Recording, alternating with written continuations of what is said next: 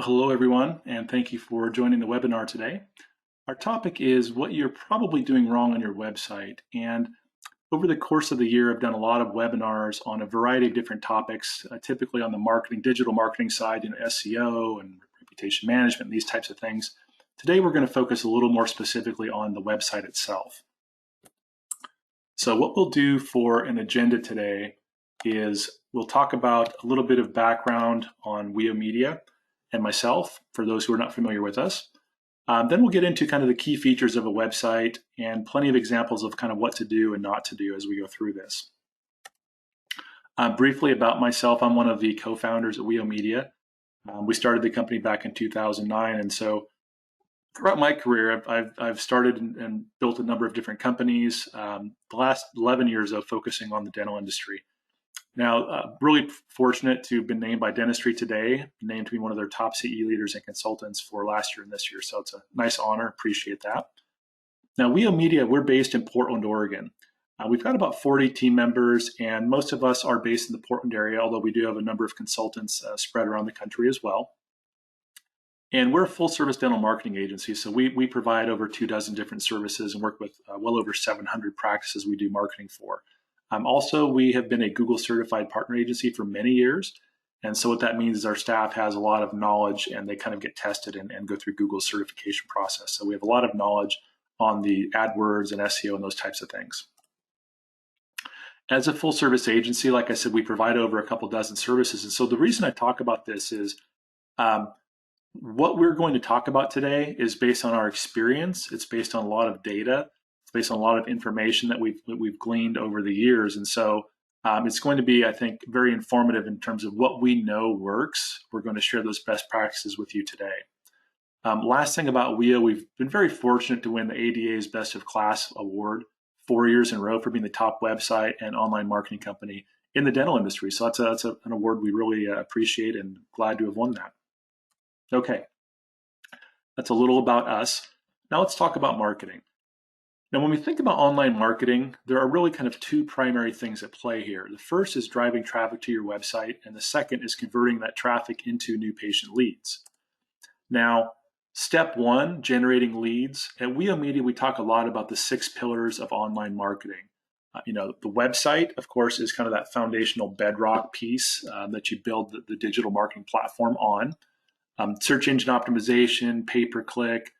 These are things to really drive a lot of traffic and flow to the website, online reputation, social media, and video. So all these things are really critical pillars of that growth plan, and all of these things contribute towards generating leads. And I've got on our webinar archive page on our website a lot of detailed webinars on various aspects of this. So I'm not going to go into that today, but I just wanted to kind of give a brief overview. These are typically the things involved with generating leads. Now, once we have the leads, we want to convert those leads. And so that involves a different set of things like 24/7 live chat, online appointment scheduling, the messaging on your website, the use of videos. We'll talk about that today. And then even teledentistry is another thing people are starting to use, especially this year with COVID. So those are typically the 2 steps. So now I really want to kind of dig into the website as it plays into the step 1 and step 2. Website is really that foundational piece for step 1, but it also plays a role in step 2. So let's talk about a website. What is a website anyway, right? Well, in this case, here's a website design. You can see the doctor, you see photos, you see some graphics and some text, and that's a website, right? We all know what a website is. But what's interesting about that website is there's another part of the website, and that's the website code. You may have heard the term HTML. That's the website code. So what we're looking at here, this code, this is computer code, which basically tells the search engines how to display and show the website. And so this one page, not the entire website, but just this one page of the website has 544 lines of code. And so when you look at a 20 to 40 page website, you're talking thousands and thousands of lines of code. So the thing to understand here, we have 2 distinctly different audiences for websites. We have people who look at the website, right? The colors, the graphics, the pictures, and all that. And then we have search engines, and search engines look at code. Now, both of these items are equally the website. You can't have one without the other. But when we build websites, it's critically important to make sure you're optimizing, doing all the things for both groups. And the vast majority of websites that are built in the dental industry don't do both groups well. They don't really focus on both audiences effectively. And so what I'm going to go through, I'm going to first talk about a whole set of things to optimize your website for people. Then I'll talk about a whole set of things to optimize your website for search engines. And if you do everything I'm going to talk about today, your website should perform exceptionally well for your marketing. Okay, let's start with built for people. Now, some of this stuff is fairly obvious, right? We want to start with a nice modern design and layout. If your website is old, if it's outdated, that immediately gives a bad impression about your website and your practice. People see a 7-year-old website and they're thinking, wow, this practice is probably outdated. Maybe they're not keeping up on their technology or their CE or whatever. So it just gives a bad impression. So you need to make sure that you've got a nice modern design, meaning it's been built or refreshed, redesigned within the last couple of years. Website technology changes pretty rapidly. And so if you haven't had a website built or refreshed in the last 2 to 3 years at the most, I'd highly encourage you to get with your website company and do that, or talk with us. We've got some great options as well. Content is super important, right, for people. When a patient or a potential patient comes to your website, they want to get educated, informed, and all that kind of thing. So obviously content is super important. Navigation, is it easy to use and find what I'm looking for? Expertise, why should I pick you versus the other dentist down the street or next door, right? So we want to try to demonstrate that on the website as we can. A map, right? Is it easy to kind of click on the map and get easily directions, to your practice address? Patient forms. A lot of practices will use patient forms. These can be, PDFs that just get downloaded and printed out. They can be fillable PDFs that people can actually type into and upload to a secure portal, or they can even be online secure forms that are like on a secure connection and people just fill them out online and submit them online. There's 3 different ways to do these forms, but most websites will have some version of that going on. Contact information, right? It needs to be easy to find your contact information, your phone number, your address, that type of thing. And then last but not least, we really want this website to make sure it is encouraging people to take the next step, meaning call us, email us, request an appointment, right? Something like that. We want to convert that traffic into new patient leads or existing patients just rescheduling. So these are a lot of the kind of things that people care about with a website and as it pertains to people, but I'm going to go into a bit more detail here.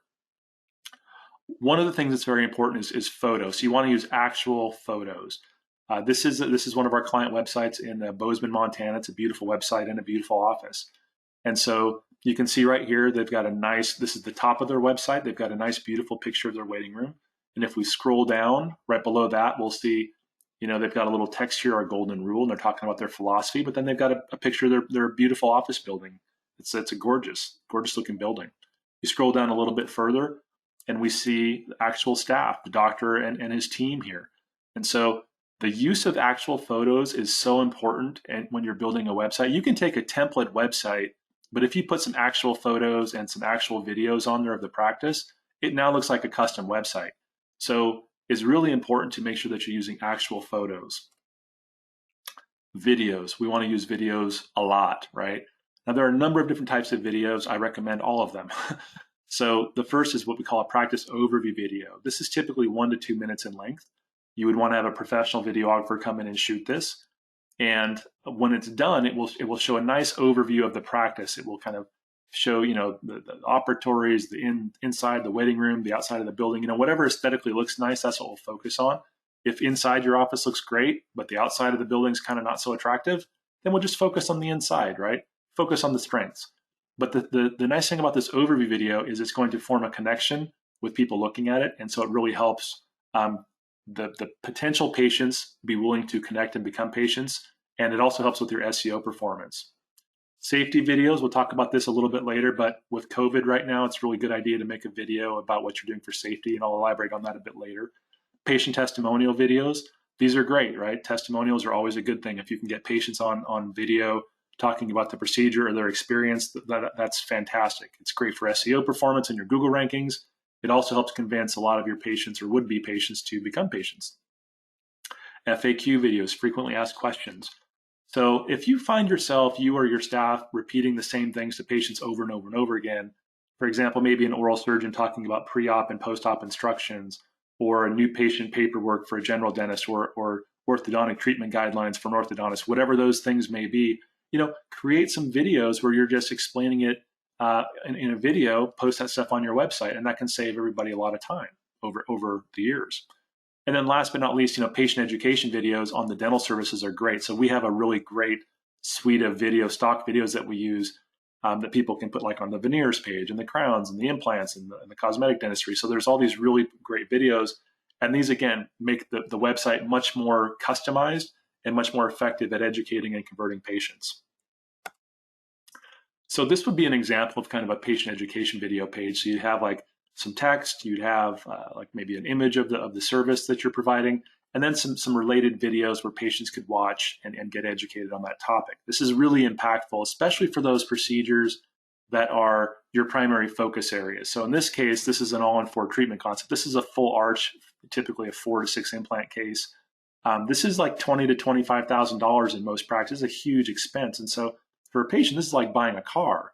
So they're going to want to do as much research as they can. So if you can show videos and as much information as you can on these higher margin procedures, it's very helpful for helping convert the patient to come in, and also helps you with case acceptance when they are in. Testimonial videos, again, this is an all-in-4 case example.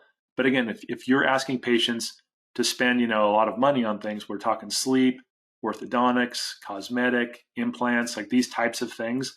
These are thousands of dollars, tens of thousands in some cases. So if a patient who's considering that can watch a video of other patients who've had that procedure to practice, that is so powerful in convincing them to move forward with you. I want to give you a few statistics here too, just about the power of videos. So this is one stat that was from a report we read recently. Videos drive 157% increase in organic traffic compared to pages that don't have videos. So like I was saying, Google looks at videos as high quality content, and it rewards you with higher search rankings and therefore more traffic. Video on landing page can increase conversions by 80% or more. So what that means is if you're doing work and you've got a certain amount of traffic coming to your website every month, whatever that number is, if you put videos on these pages, a higher percentage of the people coming to your website will convert and become patient leads. So again, videos are very powerful. And the last little stat here is similar to the first one. Having a video on a landing page makes it 53% more likely to show up on page 1 of Google. And page 1 of Google is definitely where you want to be. So there are lots of great reasons to use videos, but at a high level, if I can sum it up, it helps your SEO performance. So you're going to rank higher, you're going to get more traffic and more patient flow. And then the videos also help convince people so it improves your conversion rate.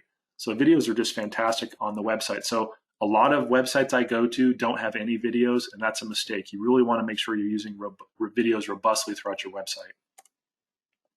What else about the website?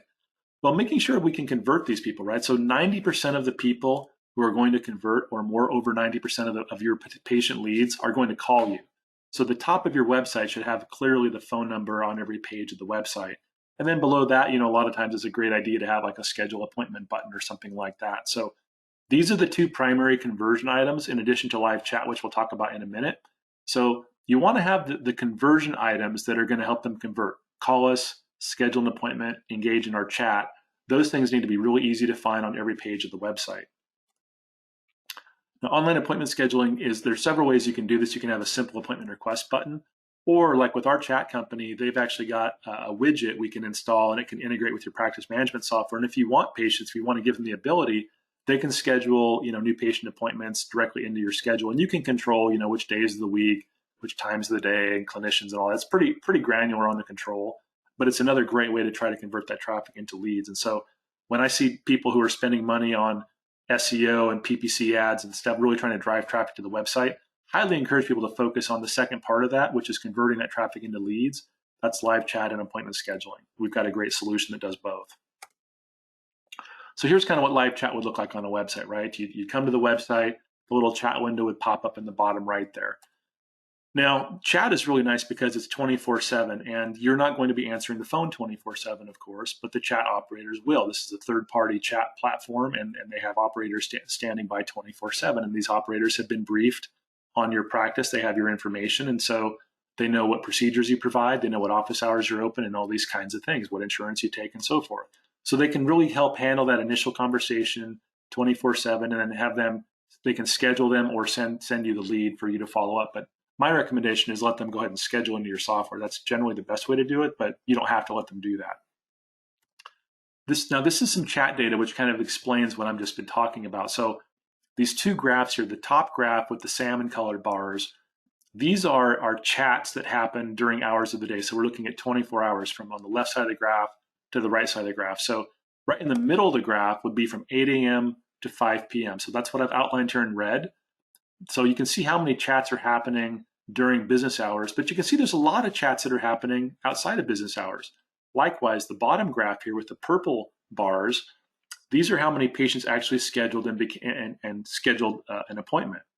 And so again, most of them are happening during office hours, but again, look how many patients are scheduling when you're not in the office. If you don't have the 24/7 live chat, there's a good chance you're not going to capture a lot of these patients. So this particular case study here, this is 253 chat sessions. And so what's interesting about this is 70% of the chats happen during office hours when people could have called, but it's interesting that they still would prefer to chat. That tells you that there's a lot of people who would rather chat and don't want to talk to you on the phone. They would just much prefer to chat. So offering chat, you're going to convert more patients overall. But also look at this, 30% of the chats happen when you weren't even open. So you definitely wouldn't have captured those people. So overall, it's quite effective. So this particular case study, 40% of the chats resulted in patients appointing, and the majority of those are new patients. So chat can be a very effective tool on your website. The caveat I would say is if you have really low volume, traffic volume on your website, I would first invest in getting traffic, SEO, PPC, things like that. Once you've got enough traffic flowing, then invest in the chat, but make sure the chat is there if you've got solid traffic. Okay. Those are some of the tips and some of the common things that we see that can really help people's website performance in terms of people. Now I'm going to shift gears and we're going to talk about the second part of that equation, which is, what do search engines care about? What do we want to build on a website so it's going to help us perform better with a search on a Google ranking, right? So that's what this section is going to be talking about. So let's start with how do search engines work in the first place. So for an average company, an average website, my website at weomedia.com, your practice website, we're just average, small businesses. We're not Amazon, we're not eBay, we're not Nike, we're just like an average little business, right? So for average websites, which is most websites, what the search engines do is every 30 days, they come to your website and they look at all the code and all the content and all the videos and all the photos. They look at all the content on your website and they compare it to what it saw 30 days ago. And it says, have you made any improvements? Have you added new content? Have you improved anything that needed to be improved, and so forth? And there are lots and lots of little things that Google's looking at. And so you're being judged every 30 days. So if you're not actively doing things on an ongoing basis to continue to improve your SEO performance, then your Google rankings will stagnate or more likely they will drop. And so it's very important then to be doing SEO on an ongoing basis because you're getting judged every 30 days. And so sometimes doctors will ask me, say, Ian, well, can't I just do SEO for a few months and then stop? And it's like, well, no, because you're being judged every 30 days. And so it's really important to make sure that you are doing this stuff on an ongoing basis. And typically, there's just way too much here to try to do it yourself. So you're going to want to hire an agency to do these kinds of things for you. And so I'll explain what some of that looks like. But just understand, we're being judged every 30 days. And so that's why you just have to continue to do things every 30 days. So if we think about what are these things that we need to be doing, I'm going to show some of those to you here. Now, one thing to understand is Google in particular, their search algorithm is the best. It's kind of the most complex, and it has over 200 variables that it looks at in its algorithm to determine how high or how low to rank your website in a search. And so some of these things are related to the website itself, and some of these things have nothing to do with the website, but they're on your online presence. And I'll talk about those here in the next slide. Another thing to understand is Google makes hundreds and hundreds of changes per year to that algorithm. So you've got a couple hundred plus variables, you've got several hundred changes. It's literally a moving target all the time. And so this again is why a good agency will spend a lot of time studying the algorithm and studying what's happening, what's working and not working. And so it's an important process to have ongoing, an important component to make sure that you're being compliant with what Google wants you to do. The reason we talk about Google so much is Google is about 2/3 of the search volume in North America. Bing is around probably 20%, and Yahoo is maybe around 10%, something like that. And then there's not much beyond those three. So we focus on Google, but the other two also matter.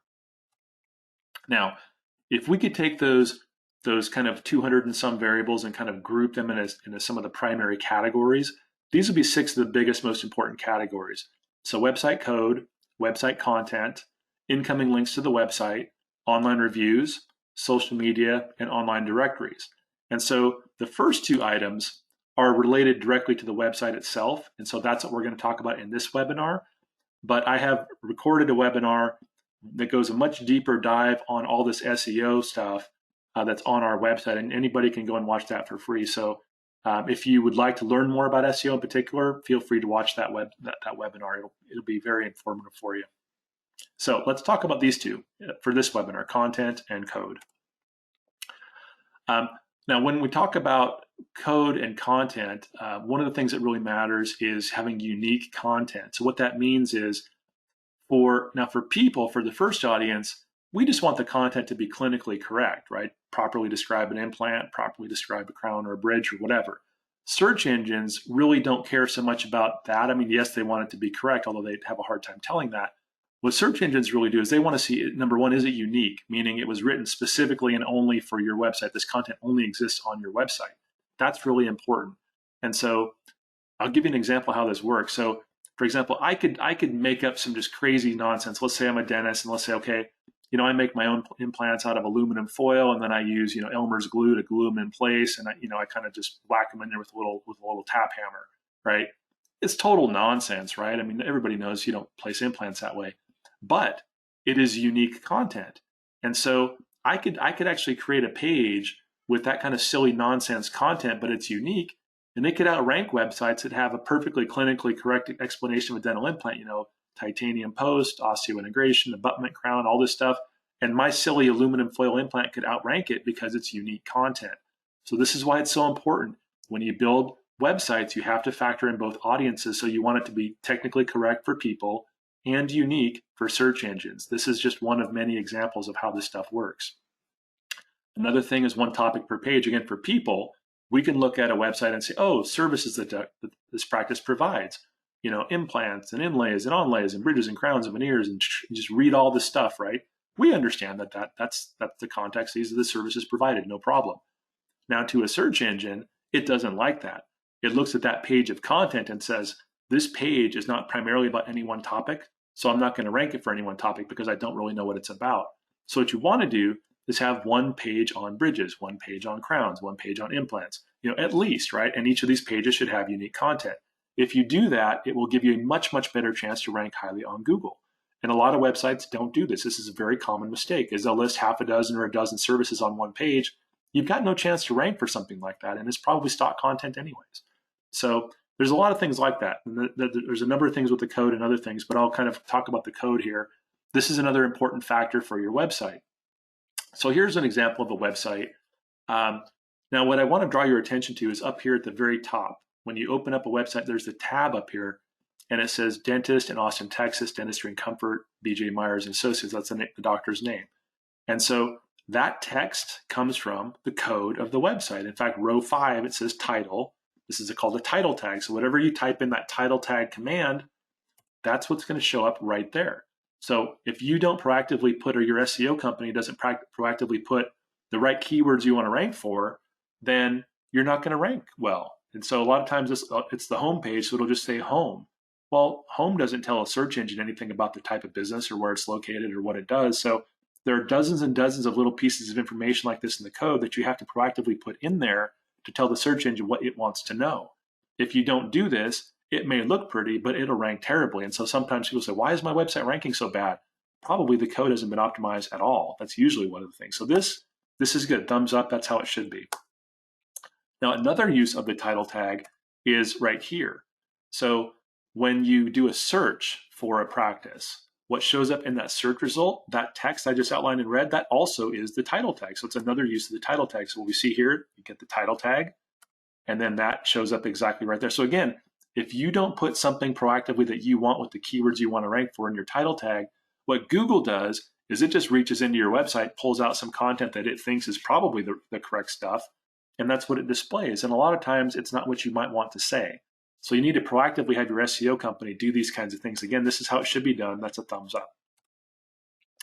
Now, the title tag, but what about right below the title tag? You've got all that text, right? Where does that text come from? Well, again, that's kind of like the elevator pitch for your business. So the headline would kind of be the title tag. What about this descriptive text? Where does that come from? Well, guess what? The code, right? Not surprisingly. So there's another thing called a meta description tag. Again, you have to type in there, what is it you want to be displayed in a search result?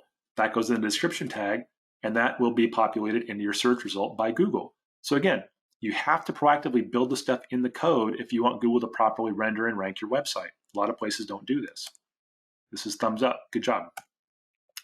There's another thing called meta keywords. This is saying, hey, Google, here's what we want to rank for. We want to rank for these meta keywords, Bellevue dentist, cosmetic dentist, and so forth, right? So that's fine. That's what you want to rank for. Now, here's another example of meta keywords. This is a doctor with a website in the Southwest region of the country. And I did a lecture at his study club one time, and he said, Ian, you know, I have an SEO company. They say that they're doing a good job for me. They say my traffic is going up, and I am getting a lot more traffic to my website, but I'm not getting any new patients. I'm not getting any phone calls. And so I looked at his code, and what did I find? I found that in the meta keywords, they put Christy Brinkley and Halle Berry and Zac Efron and Bradley Cooper and New Year's resolution and a bunch of nonsense. What's going on here? Well, this SEO company, what they had done is they had put search terms that get a lot of search volume.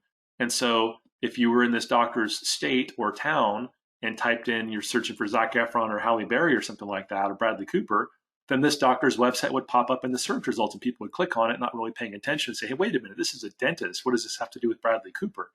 And then they would leave.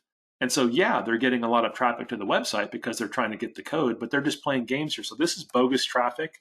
This is playing games. Now, most SEO companies have better morals than this, but there are some out there that will play games and try to fool you because they can show on a pretty graph, oh, look at your traffic increasing. Aren't we doing a good job? Well, not if it's bogus traffic. No, you're not doing a good job. So this kind of thing happens.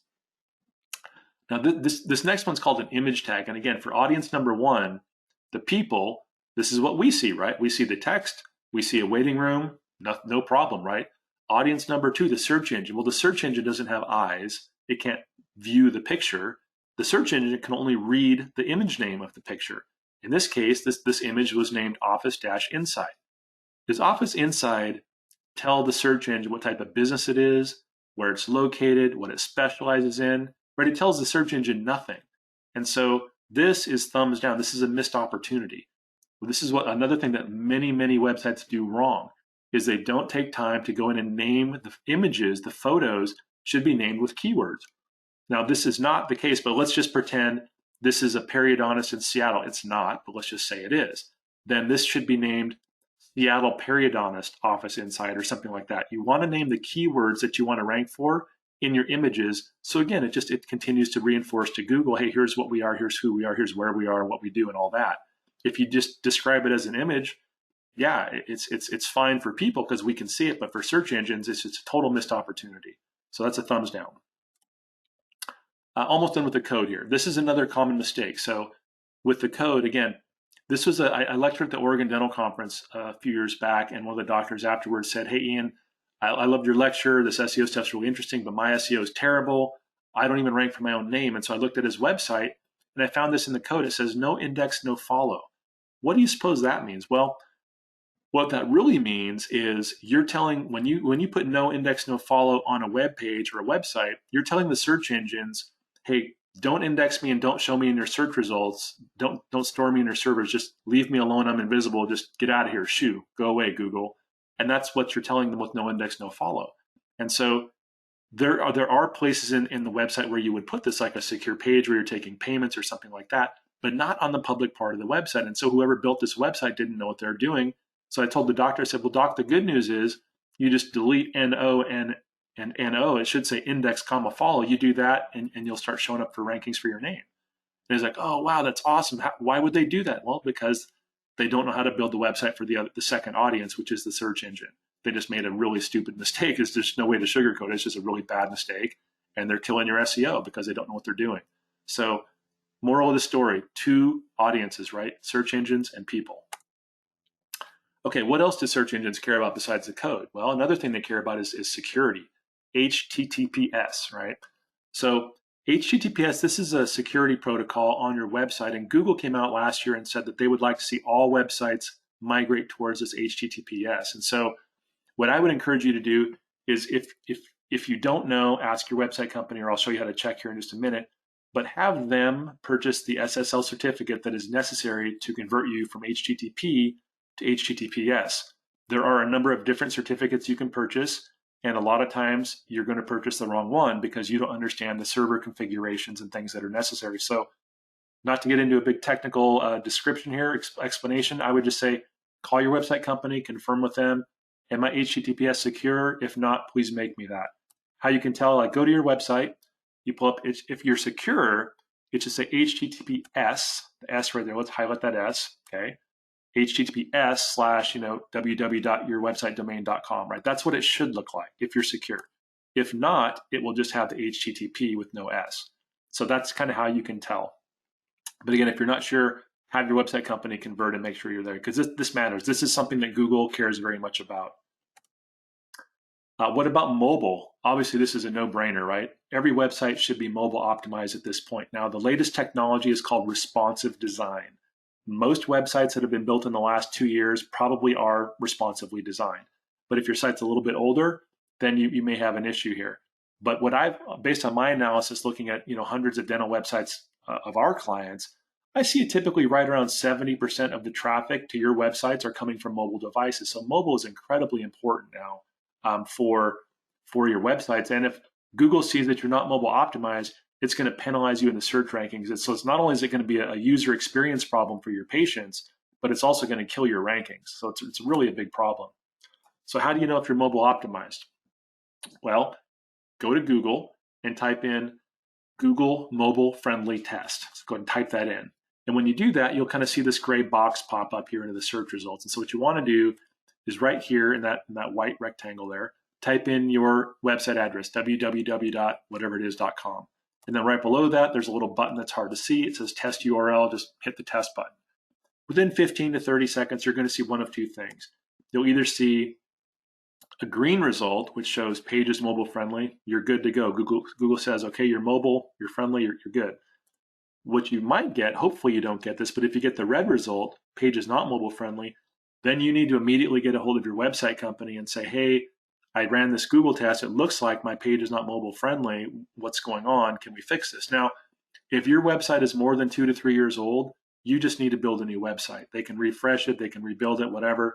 If your site's 5 years old, it's not your website's company that you're not mobile friendly. You just need a new website. It's just the technology is super outdated at this point.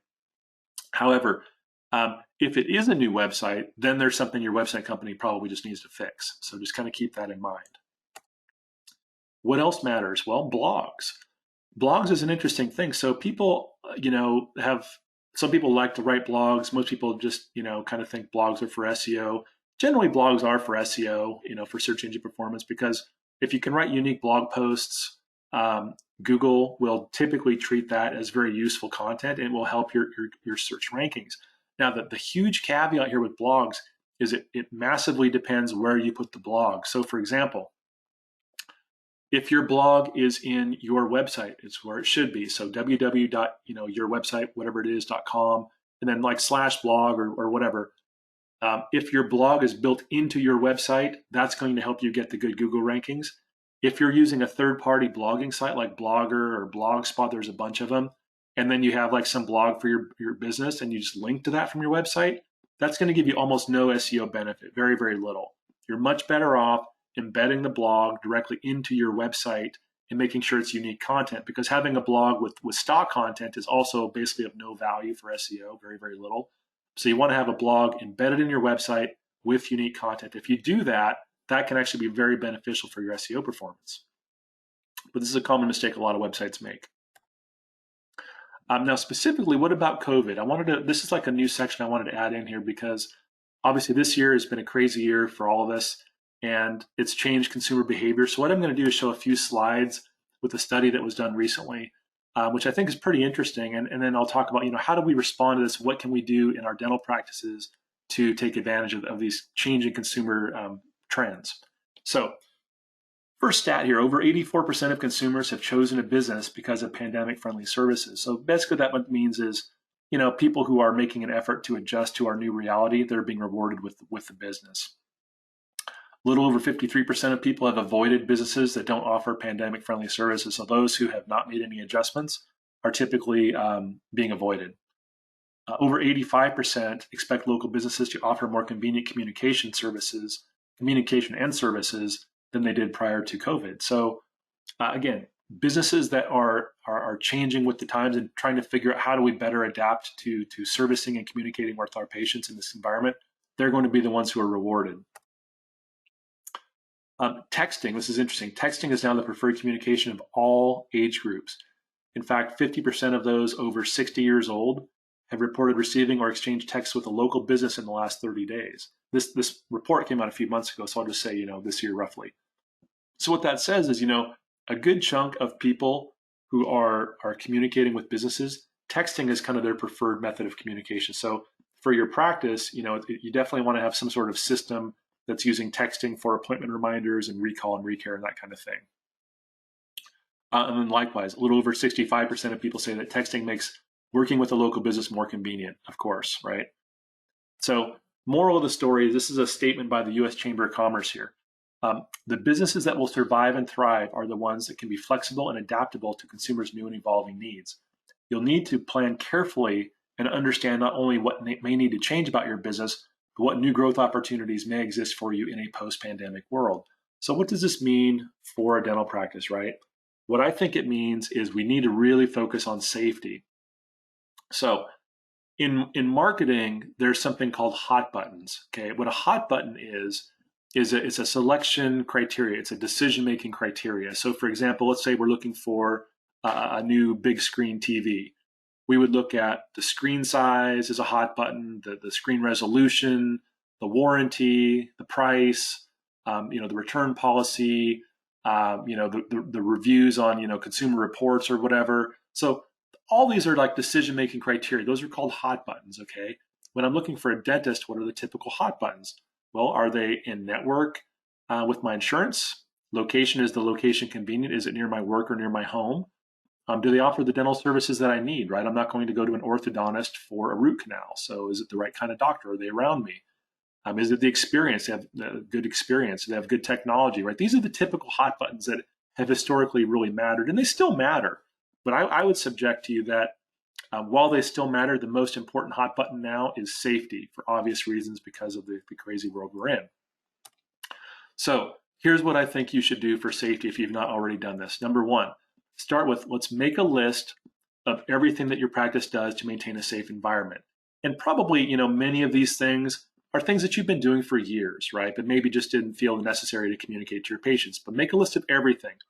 Sterilization, you have an autoclave and you're sterilizing your equipment. Do you have, did you buy any sort of air filtration or UV sterilization that kills viruses in the air? That's pretty popular right now.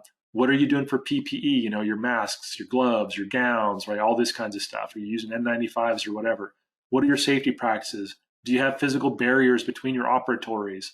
All this stuff. Think of everything you can think of. We take people's temperature when they come in the waiting room. We only let people in the waiting room right before their appointment, and it's one person at a time. Or just whatever it is, right? Just list out the 10, 15 things, whatever you can think of, right? That's step one, brainstorm the list. Now, once we've got that list, what we want to do is create a video based on that list. This could be, at a minimum, like a selfie walkthrough video, like get out your smartphone, do a little selfie, and just start in your waiting room and just start walking through the waiting room and say, we socially distance people in the waiting room, or we take their temperature in here, or we don't call people until their appointment starts. Walk through the doors. Here's our operatories. You can see they have physical barriers between them. Look over here, that's our autoclave. Here's what that does. Here's our closet where we store all of our PPE. Open up the closet door, see here's all our stuff, right? Just take them on a walkthrough, take them on a little tour. Now, even better is if you just hire a local videographer to come in and shoot a really nice video, but worst case, at a minimum, just do this on your smartphone, right? And once you've got the video, another thing we're going to want to do is build out a web page specifically about safety on your website, a dedicated page only about safety. On this page, you're going to want to list everything that we just brainstormed in step one. List out all that stuff on your website. If you want to elaborate with the one sentence for each bullet, that'd be great. The video that you produce, definitely have that video on this page as well, and that's going to be very helpful. Now, also you can leverage this web page and the social media. You can link to these things in your social media. If you have a newsletter that you send out to patients, you can do that. List this information in your newsletter. If you're doing blogs, you can put this information in your blog. Whatever it is you're doing to communicate with patients. The point is, you need to over communicate with your patients. Last thing here is you can even create a flyer. Again, based on the list that you created in step 1 here, you can create a flyer. Like it could be a PDF you email to patients, you have on your website for download, you hand it to people when they physically come in. The point here is you need to over communicate with your patients as it pertains to what you're doing right now. I know that in certain certain parts of the country, people have different opinions about how serious this is or not is. I'm just telling you as a marketer, these are the trends I'm seeing. And what I'm seeing is people are making decisions based on this type of information. So don't assume that all of your patients will come back to you, because number one, they might be scared. Some of them certainly will be, especially older patients. And you need to go out and proactively tell your existing patients as well as your potential new patients, here's what we're doing to keep you safe. You're much more likely to hold on to your existing patients and attract new ones if you do that. This is an important piece for your website and just your marketing in general. Okay, so that's kind of my spiel there on websites. I hope that was some good information. So what I want to do here is I'm going to recap kind of the biggest points, right? So number one, we have to remember that websites are built for two distinctly different audiences, people and search engines, right? People care about the stuff we talked about, the photos and imagery and design and layout and all that content. Search engines care more about the code and some of these other things. Use actual photos and actual videos of the practice generously throughout the website and your social media for that matter. Consider the use of online appointment scheduling and 24/7 live chat, especially if you already have decent traffic flow to your website. Highly recommend that service.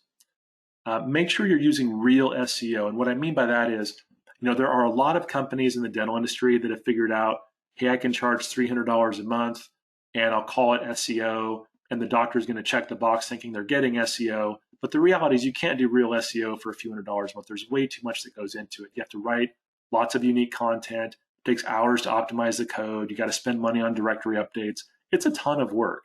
And so to do it properly, typically is at least $500 a month, usually even a lot more than that, $750, $1,000 a month, depending on the competition level. But it's about return on investment. If you properly invest in SEO and good real SEO, the return on investment is outstanding if it's done properly.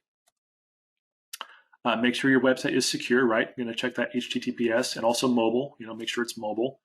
Embed the blogs into your website and then implement the safety messaging like we talked about. So we're going to put that all over the place. So the last thing I'll say here real quick is if you want to watch any of the previous webinars we've done, you can go to our website and there's an education tab. Underneath there, you'll see webinar schedule. These will be the upcoming webinars coming up that you can register for free. And then below that, you'll see webinar collection. That is the archived webinars we've done earlier this year on a variety of topics, deep dives on many of the things we've covered today. So last but not least, we have a team of consultants all over the country. And what they will do, and again, this is a complimentary free analysis, they'll analyze your website, your SEO, your online marketing situation, and they'll give you kind of a detailed finding of summary of their analysis. And it's not a big sales pitch. What it is we like to educate people. And by educating them, we feel that demonstrates our expertise. And if then you have a need, we would love to work with you. But we're not going to just badger you with the whole sales stuff. We want to educate you. And hopefully, if you have a need, you'd love to work with us. We'd love to work with you. Likewise, last year I wrote this book. I published my first book last year. It's called Mastering Practice Growth. It is a deep dive into many of the things we talked about today and actually quite a bit more. Our consultants will send you a copy of this book for free after they talk with you. So we're not trying to sell the book. We're happy to, if you talk with one of them, say, hey, Ian mentioned I could get a copy of his book, and they'll send it out to you. So just email us at consult@weomedia.com. I will connect you with the appropriate consultant. So last but not least is the questions here. So what I want to do is I'll leave up typically on a webinar, we've got people have kind of their own situations going on. And so what I find is usually it's best for folks to want to email me or text me, and then we can talk offline. I'm happy to do that. So I'll leave my information up here for a second, but hopefully you got some great information today. I hope you enjoyed it and look forward to seeing you on our future webinars. Thank you so much.